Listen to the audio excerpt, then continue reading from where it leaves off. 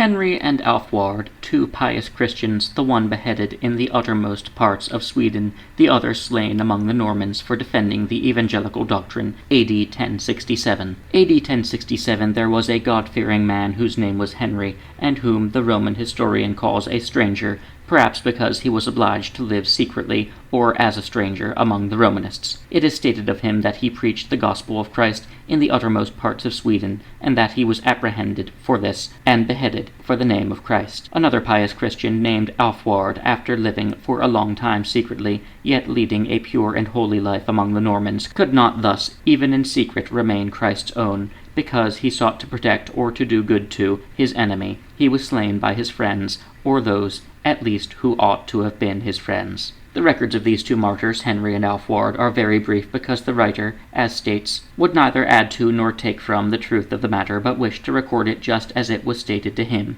which is an evidence of the verity of said matter. Therefore, we also did not feel at liberty to extend the relation of the same, or to add, for amplification, the opinions of other authors. However, this is not necessary, since in said account all that is needful for the cognizance of said martyrs is briefly, yet sufficiently shown. For of Henry it is stated that he preached the gospel of Christ, not papal traditions, and that he was apprehended on this account. Of Alfuard the writer writes, that he lived for a long time secretly, though leading a pure and holy life among the Normans, also that he could no longer secretly remain Christ's own. Understand, not the Pope's, or the so-called Mother, the Roman Church's own, but Christ's own. More might be added, but for the well-disposed we deem this sufficient.